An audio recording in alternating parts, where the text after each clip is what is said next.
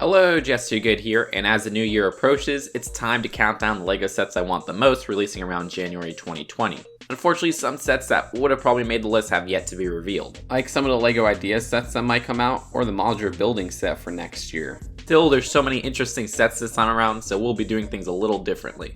Keep in mind these aren't sets I think are the best, just the ones I anticipate buying. Without further ado, let's get into this.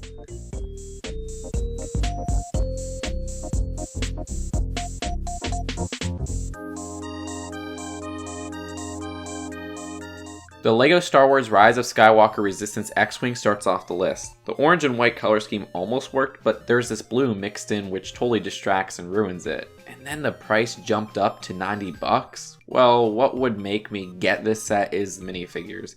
Not only is the exclusive Knight of Ren one of the best, but the Janna minifigure is one of my favorites for 2020. I especially love her new hairpiece.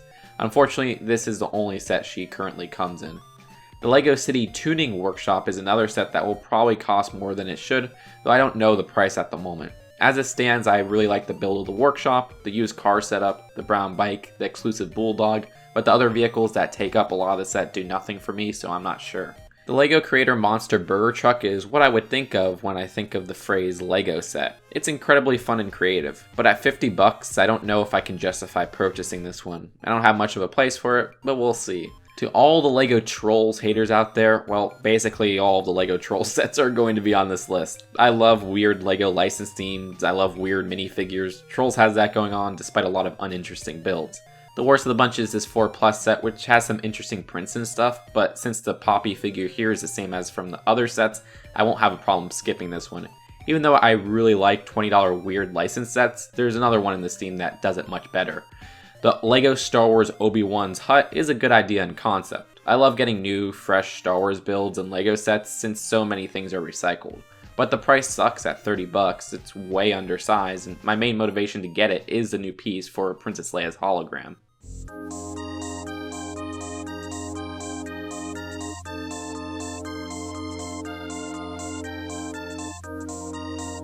The LEGO Minecraft Panda Kindergarten is alright for $20. I like the new Panda builds, 2x2 cake print, and this would be my first Ocelot. The LEGO Star Wars Duel on Mustafar set is such a step down from the last $20 set of the same style, and the 2005 version I had. The build primarily uses red over translucent reddish orange, and it just doesn't work. Heck, where's the high ground? At the end of the day, I don't have Episode 3 Obi-Wan and Anakin minifigures, and $20 isn't much of a sacrifice, so maybe I'll get it.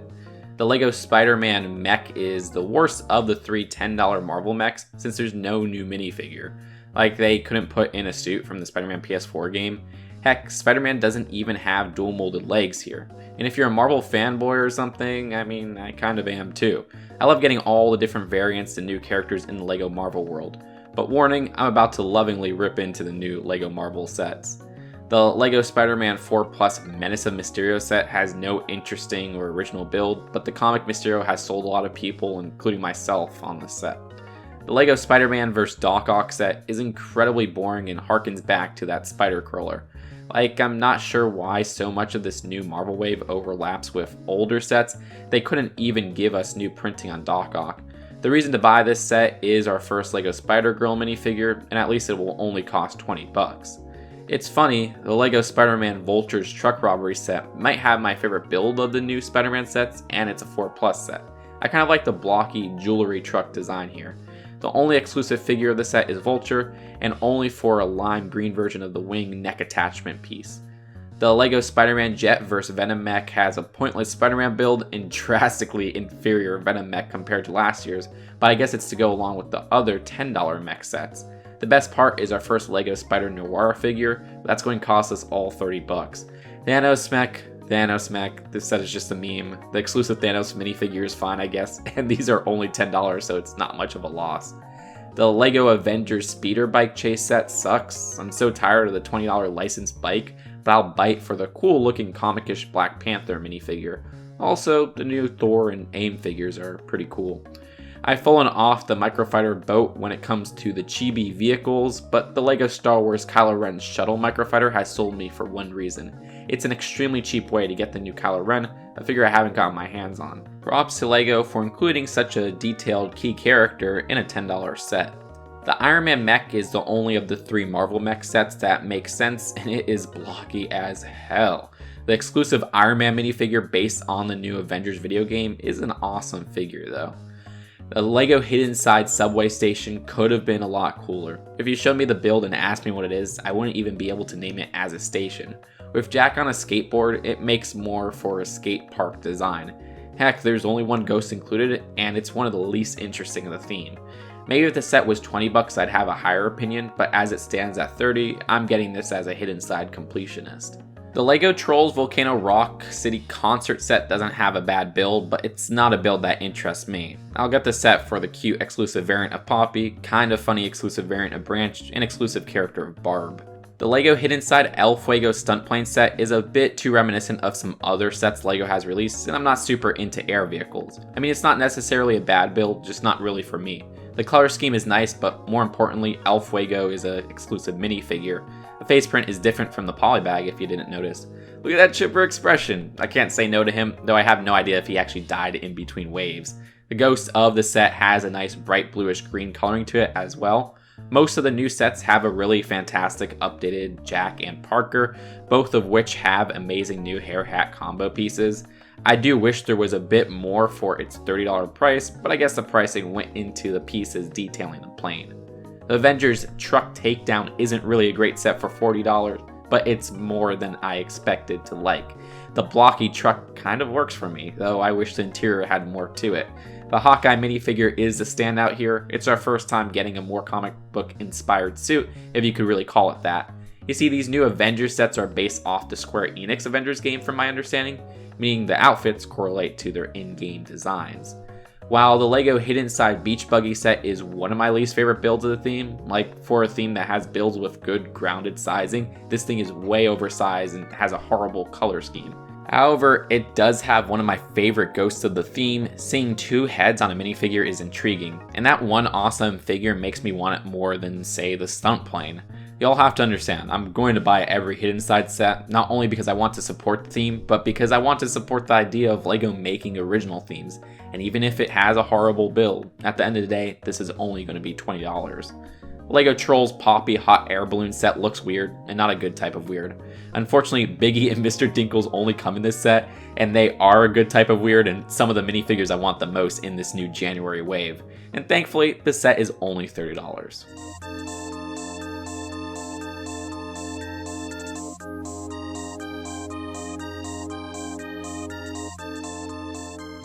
There's a couple of LEGO Disney Storybook sets coming out, and each are $20. I want some of these because this is a damn interesting concept. The Storybook cover and framing is like 1 or 2 pieces, and there's these adorable new style of mini dolls.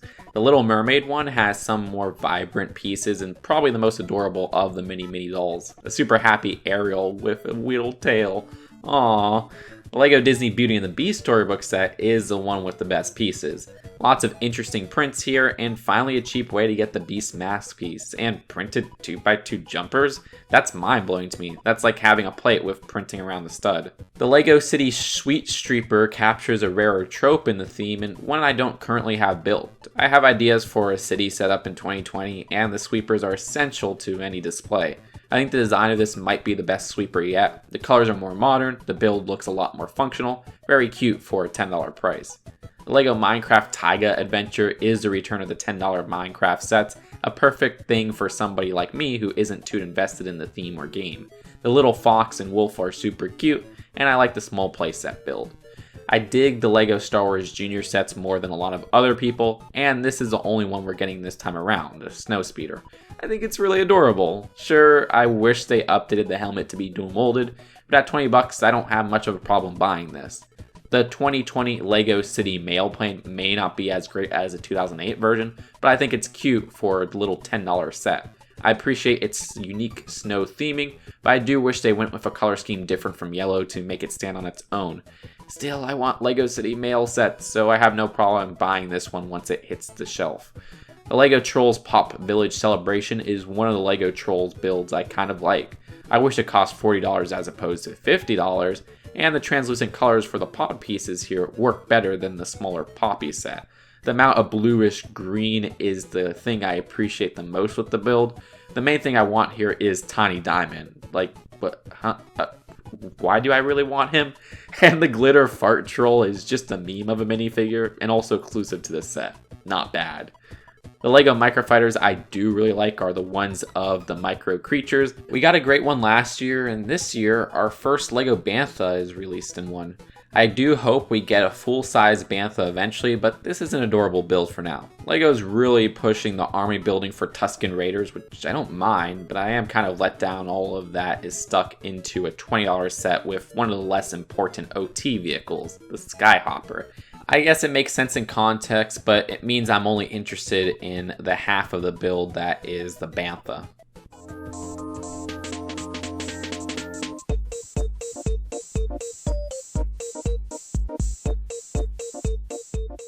I'm surprised I don't like the Hidden Side Lighthouse more. Don't get me wrong, it's a really good set. It may be because the beans haven't been spilt. It may be because it's a bit too similar to the Scooby-Doo one, but I just kind of feel burnt out on the lighthouses. I do like that red and white color scheme on the Scooby-Doo one better than the dark green and white here. The ghosts aren't bad in this set, though the Lighthouse Keeper was more satisfying as a fisherman in the boat set. But I do really love something about this set, and that is the $30 price. That's incredible for the amount of things included here.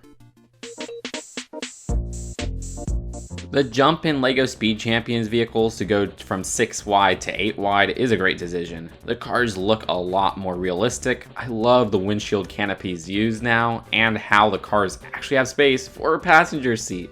The one I'll be buying for sure is the Ferrari F8 Tributo. Sure, the change also means the set will be $20 instead of the expected $15, but I'm okay with that price change for more detail. The LEGO Trolls Lonesome Flats Raft Adventure is the closest thing to a LEGO Western set releasing in 2020, and that makes me kind of sad. Don't get me wrong though, it's not a bad $30 4+ set. I think the raft build is actually a pretty cute vehicle, and the rest is fine. However, the best part of this set is the exclusive new 4-legged bottom piece for minifigures. While I don't have much of a use for it, I don't need to reiterate my love for strange LEGO minifigure pieces, especially those not specific to a particular license. The LEGO Star Wars 2020 Sith Trooper Battle Pack is a way to get some really interesting looking minifigure designs for the Rise of Skywalker. The only minifigure not exclusive to the set is the Sith Trooper, which previously was exclusive to the Kylo Ren shuttle set I don't think I'll buy. The other troopers look pretty sharp with what seems to be a new helmet design. Red is just a great color for Star Wars villains in general. And the First Order officer is definitely the least interesting minifigure, but again, at least it's exclusive from my understanding. I wish the build was something more interesting. Most of these First Order battle packs seem to have the same builds or whatever, but it's only $15 after all. I low-key really like the LEGO Trolls Undersea Techno Party set. I can't defend it as a good set, trust me, but random $20 license sets are my bread and butter. Maybe it's the amount of purple here, but I think the builds are really cute. The Mermaid Troll is exclusive, and I love the new Mermaid Tail minifigure leg piece blending purple and translucent pink. As a lover of the LEGO minifigures theme, no matter how harsh I am on something like the DC Superheroes minifigure series, it comes from my love. There's not too many standouts in this series. My personal favorites are the first appearance figures, Batmite, and Bumblebee. Still, I'm gonna buy this entire series the moment I see it on shelves. I just wish LEGO picked a more interesting series for the empty 2020 slot, or that LEGO made this series blow my expectations. As it stands, it's good, but not great, and not worthy of the rumored $1 price increase this series might have, putting the MSRP at $5.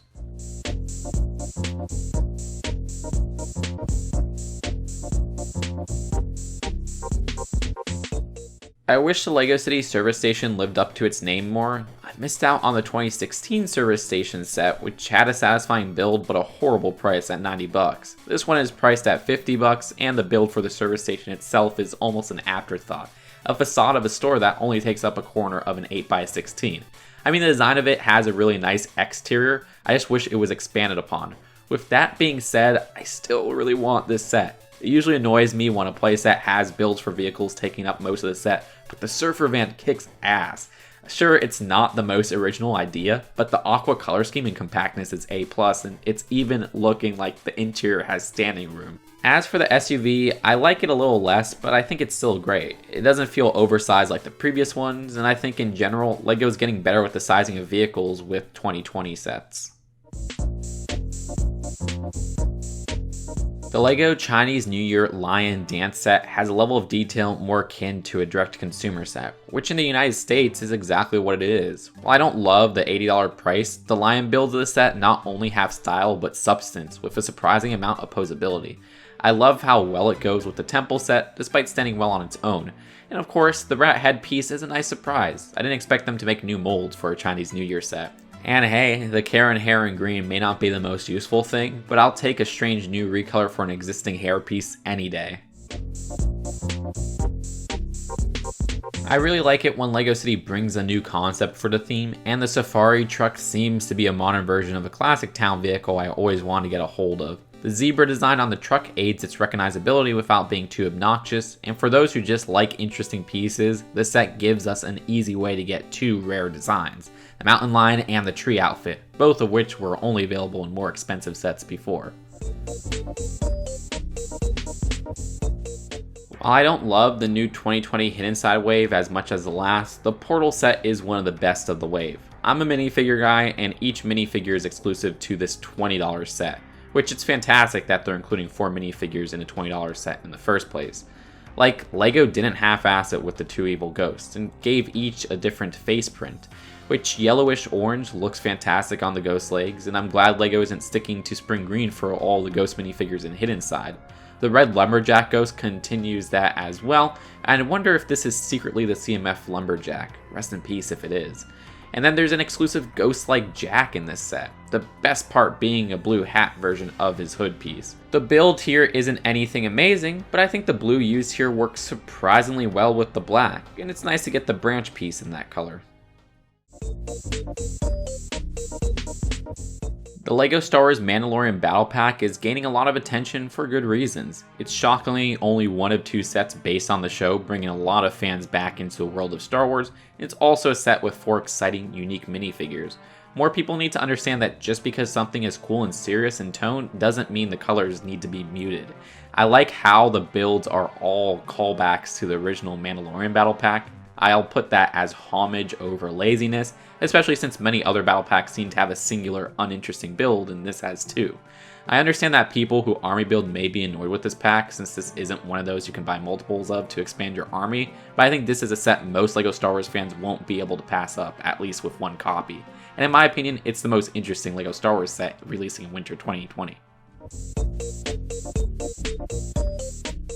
The LEGO Hidden Side Ghost Fair set may not be my favorite playset of the theme, but for $50 it looks pretty darn fun. While I do wish it was a complete coaster, that would probably raise the price, and this track has a nice dip to it. That's all I really wanted. I think I like the drop ride even more though, which has a clever usage of coaster tracks. Speaking of which, I believe that's 2 new colors for the coaster pieces, always a good thing to get those in new colors. While I wish there were more than 2 ghosts in the set, both of them are fantastic exclusives. The main ghost of the set has a really interesting hip attachment tilting the torso to the right, and I like the blue bowler hat on the other ghost.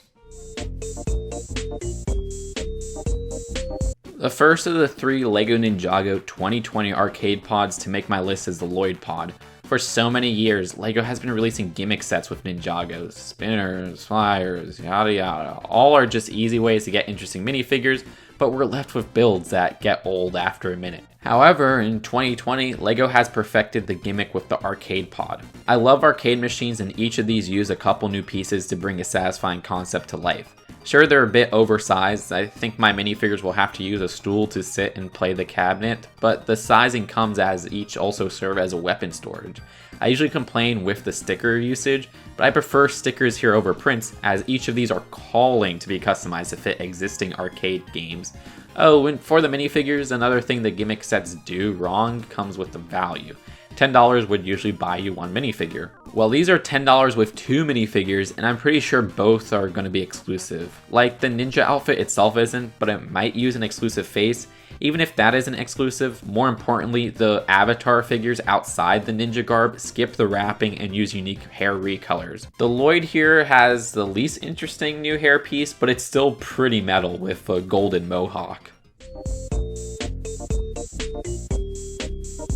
The LEGO Ninjago Kai arcade pod set's uniqueness comes with Kai's hair and tan. I mean, that hair piece has been one of my least favorite of the ones introduced with the LEGO Ninjago movie, but the tan is admittedly an interesting recolor. I don't have much different to say, I still love that arcade design, and I think the red cabinet might actually be my favorite color choice of the three. Enough said. The Rainbow Catterbus is my favorite of the new LEGO Troll sets. The build itself is totally ridiculous and trippy, but I like the build of this much more than something like a hot air balloon. It's that darn face. Here, there is a weird face, but it's just this hilarious blasted look, and there's some cool techniques as well. I like how they captured a cylinder design, and I like the small little spherical wheels. I'm also a sucker for vehicles with standing room inside, which this kind of has going on. Also, the Cloud Guy is one of our first stoner LEGO minifigures. Good technique on him with the Unikitty blind bag plate. Bad technique with what seems to be a stickered face. Like, come on LEGO, don't give me stickers for face prints on small figures, but still, I really want him. The LEGO Ninjago 2020 Jay Arcade Pod set is my favorite of the three. Basically everything that rocks about the last two is here, but I feel the exclusive Jay hairpiece in white is the best of the three new hairpieces. Like, this is some straight up anime protag hair, but not as ridiculous as the last two, meaning it's also splashable in LEGO City settings. I only hope these three pods are the first of many, though I have a bad feeling these will be the only we get, since the gamers market has the avatars we're missing.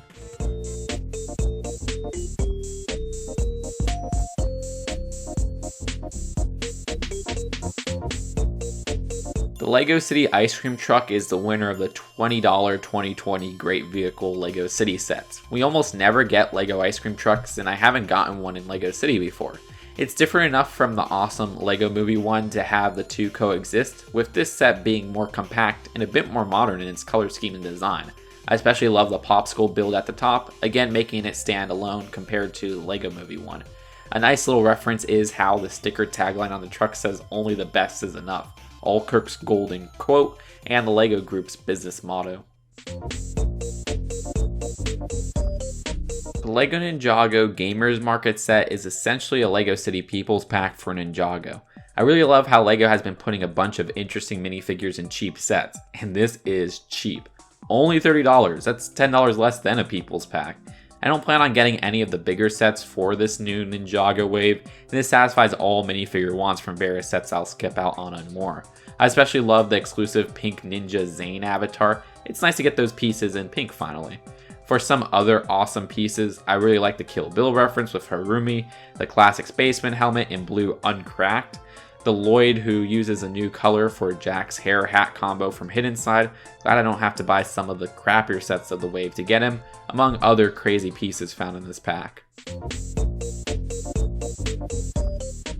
The new one-piece white baseplate is a set I've waited for most of my life. I went into this in another video, so I'll keep it brief.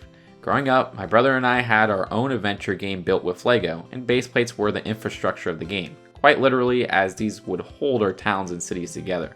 Well, we never got our hands on a white baseplate, as they were quite rare, let alone a 32x32 white baseplate. Now LEGO is selling them separately for the first time in 2020. The only reason this isn't any higher on the list is because this is a set I probably won't even open my first copy of. It's something I most likely won't use as I don't make mocks, but it's also something that means so much to me. I'm glad to see it happen, and I'll be glad to support it once I see it on shelves. I'll probably buy multiples, honestly.